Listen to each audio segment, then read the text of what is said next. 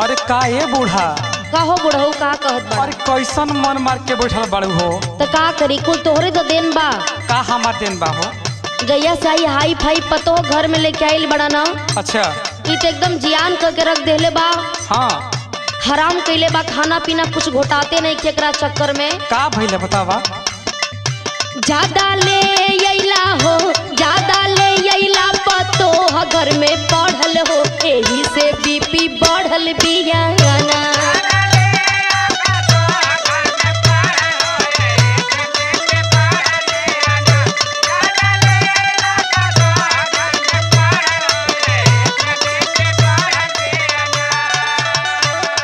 अब समझ में आ तो के। अरे का हमके समझ में, हमार तो जियले हराम हो गइल बा। अच्छा बात सुना हमार। बोला। ताना में हना बड़ा हो, ताना में हना बड़ा मारत रहलू आन के, पतोहिया सूते तान के ना।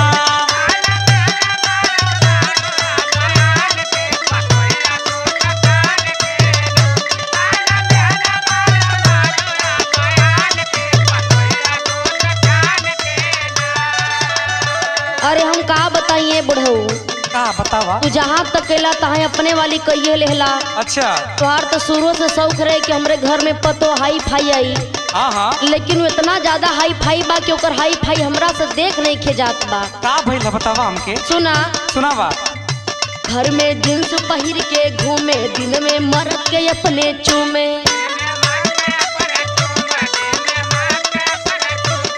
कुछ समझ में आवत ओकरे लाज शरम नहीं खेबा।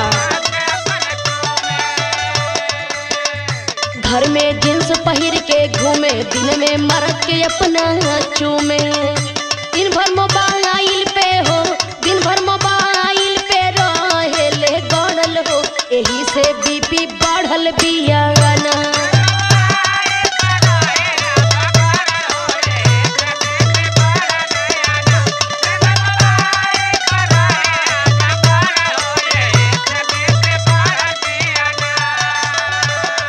ई बात बा। हाँ हो। तोहू के तो चाहत रहे नौकरी वाली। अरे नौकरी वाली चाहत रहे तो हमके का पता रहे कितना इतना ही हाई फाई मिले के संस्कार माने कुछ समझ में आते ना बा। अरे ई फेकू भैया इतना निक रिश्ता बताऊ ना, लौकुश भी इतना निक रिश्ता बताऊ ना, तो के ना पसंद आया। हाँ तो के पहले ही कहने की तनी फेंको भैया से दूर ही रही है, लेकिन तू तो बात मनवा नहीं। अच्छा हमारे के बात सुना। हाँ बोला। रिश्ता निक निक ठुकरावलू, पसंद नौकरी वाला कैलू।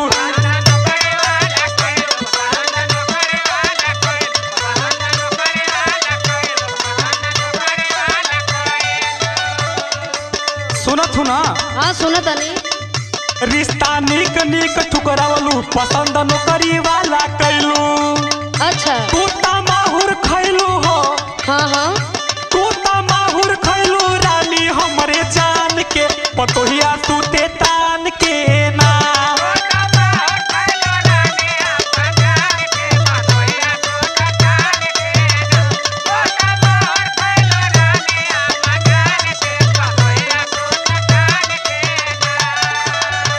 अरे बुढ़ऊ। हाँ बोला। का तो के हम बताई, हम तो ये भगवान से मनावत तनी कि 7 घर दुश्मनों के ऐसा पतो होना मिले। अरे तोहार पेट भर गल का है बूढ़ी। अरे बुढ़ऊ तू तो मजाक न करत बड़ा, तो के का पता बा कि घर में कुफुत देखत देखत हमारा हालत खराब हो गई। पहलवा तो खूब खरगुद्दी उड़ावत रहलू है। चुप रहा, इहे कुल बोलत रहेला। हमार बात सुना। सुनावा। केहू के बहू न मिले ऐसन, हमरे अंशिका के जैसन।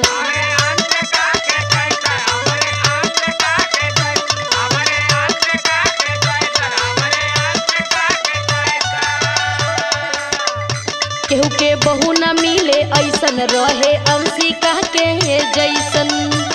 और सुना। सुनावा। फैशन 1000 कई के हो, फैशन 1000 कई के बेड पे बिया पड़ल हो, यही से बीपी बढ़ल बियाना।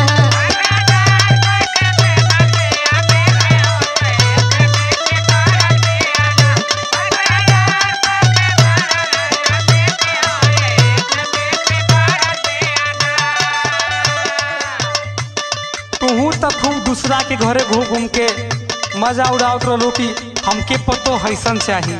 अरे तो हम का जानी कि एकदम में से बेकार मिली का हो। वही से कह दिला कि दूसरा के पैर में टांग ना अड़ावे के चाहिए। ई तो बतिया ठीक है बा, लेकिन हम इतना भी खराब बात तो ना कहले रहली। दूसरे के जे हंसी बुलाई एक दिन कपारी वो करे आई। बुझाई ना? बुझाता। दूसरे के जे हंसी बुलाई एक दिन कपारी वो करे आई। अच्छा अमित सिया राम के हो, अमित सिया राम के गीतिया सुनियो ध्यान से, पतोहिया सूते तान के ना।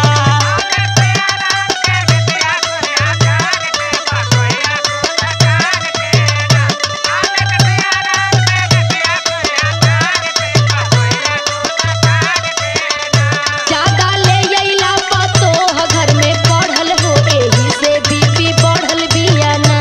ताना मेहना बड़ा मारत रहलू आन के, पतोहिया सूते तान के ना।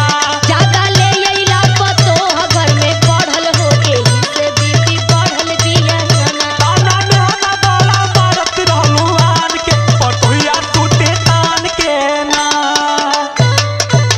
जाए बुढ़ऊ कुली नाश क देहला। अब बुझा गेल तोहरा के।